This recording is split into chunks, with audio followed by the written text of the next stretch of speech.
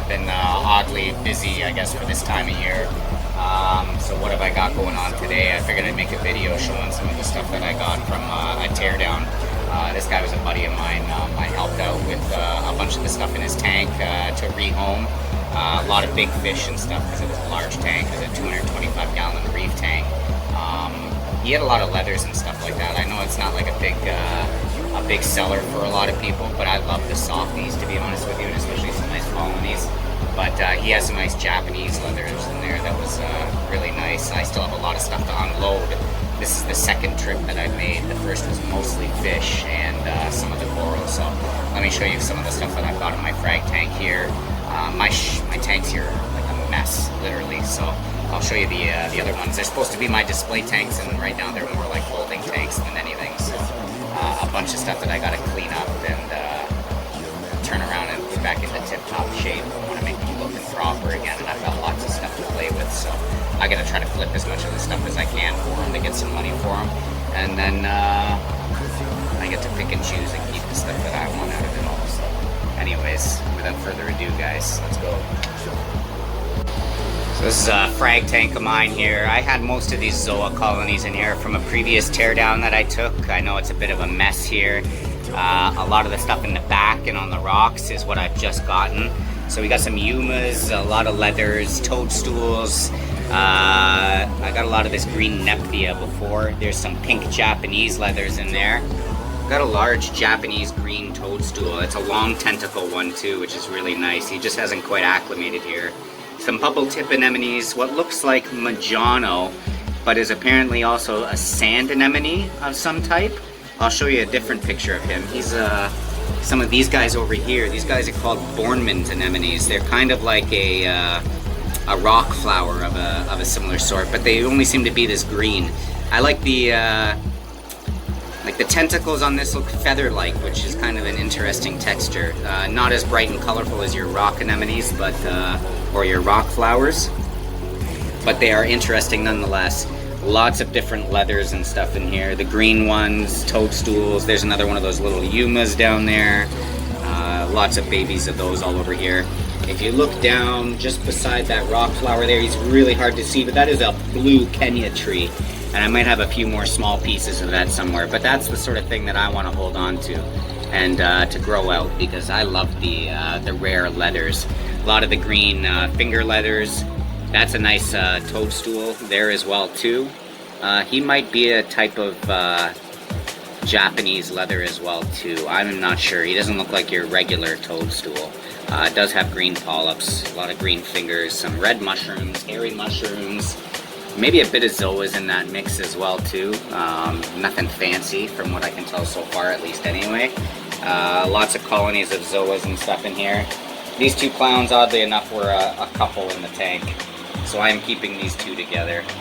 I'll probably sell off a lot of the colonies of these Zoas and cut up what's some of the nicer ones to keep for myself. Nice little chalice there as well too. Forgive the glass, I know it's filthy. And I've been dealing with some hair algae in this tank for a little while now, so not anything I'm not used to. I've got some of those flower nems. I gotta start getting rid of some of this stuff. It's getting overgrown in here. I don't know how I'm gonna make room for the rest of it, but I'll find out a way. That is a Japanese pink leather right there, for example. And I know he looks almost white, but he is very, very soft and feathery looking. That is another type of Japanese leather there. That is a pink leather there as well too.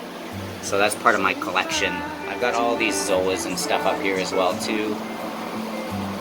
If I can get a better top view down.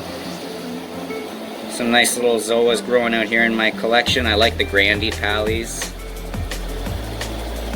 Don't ask me the names of all these things. I can't remember them off the top of my head. Some mini colonies there. Little odd ones, a little gawny here and there.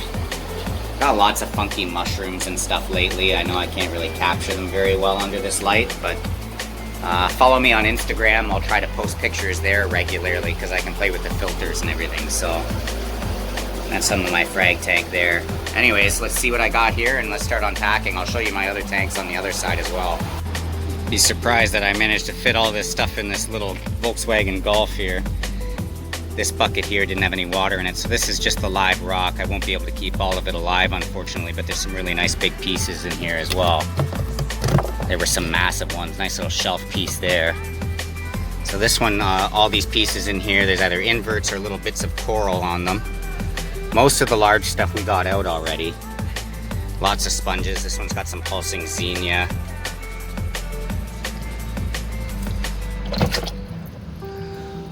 Lots of leathers and stuff like that in there. See some more of those ones. I think there was a really nice one in here though that we pulled off. If I can find it. These things, some Nasaria snails. Good for your cleanup crew. It wouldn't look like much if I could find it now anyway, but there's a really nice leather coral in here. A long tentacled one too. And most of these ones probably had either little leathers or some yumas and stuff attached to them. But I'll pull the stuff aside. See little tiny leathers all over the place on there. We got most of the stuff out last time. You saw everything already. Some of these blue leathers there. Wanted to make sure we saved every little piece of that as possible. But if I can find that stuff, either that or when it opens up, I will be sure to share some pictures with you. There's some pallies on this one. But these are the sort of pieces of rock, these nice branches that I'm always looking for as well too, because I could do a really nice scape with these and mortar these onto other ones. So, and you never know what you find in these ones as well too. There's always some hidden surprises too. I've found some really nice chalices before and some bounce mushrooms, all that sort of stuff you want to keep an eye out for. So let me get this stuff sorted away still here. So check out this weirdo. This guy was this is the only fish that was left in the tank. He was too hard to catch until we had gotten all of the rock out of there. He came in a shipment as an unknown. And we figured out he is a marble goby by the looks of it. So these guys are actually carnivorous and can grow up to apparently a foot to 2 feet in length, and they're partly brackish fish as well too. Not a pretty fish and not something I would usually tend to put in a reef tank. But I think I'm just gonna put him here for the time being as one of my oddballs in this messy little display as well too. I told you all these tanks need a good cleaning. They've turned into a disaster lately. It'd be different if I was keeping my tanks at home.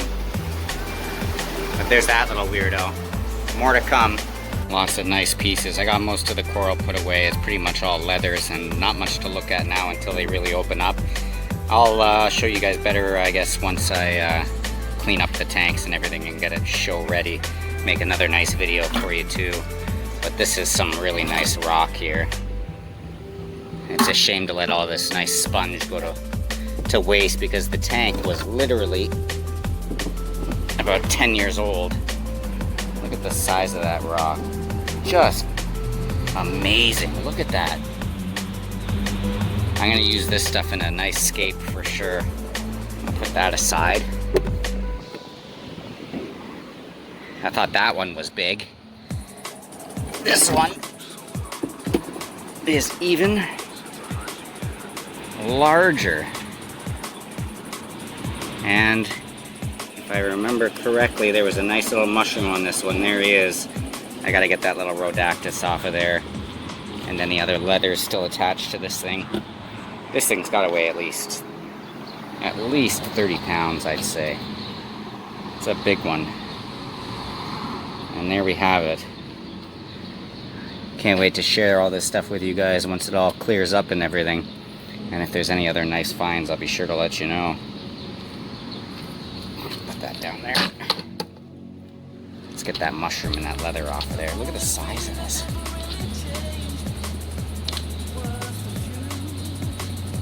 Very cool. There you have it, guys. Here's the sorry state of my display tanks. I've really let them go. Surprisingly, everything is actually growing really well. You wouldn't be able to tell by looking at it. And that's why I keep such easy stuff to begin with, is because no matter how bad it looks, everything inside of it still does really well. But it's a shame. Look at that beautiful clown tang in there. He's for rehome as well too. He was a bad boy in his other tank. he was killing all the others, so I've made it his temporary home here for the time being. I had another fish jump out of here. I added this box face from my buddy's tank and scared my Tomini out. I found him on the floor. I can't tell you how much I hate it when that happens. So I don't usually keep fish for very long. That purple tang in there as well too is a buddy's fish that I'm taking care of as well. The maroon, he was a bad boy, a big damsel, he was sumped. And that's about the sort of fish that I like to keep. So you can see why I don't like bringing people here and selling stuff out of my tanks. It's become such a mess, so I'll probably make a second video for you guys once I've had the chance to clean this all up. In the meantime, I'm going to take you over, I'm going to show you all the stuff that we got from this tank. And I think you might get a kick out of this. Alright, let's boogie.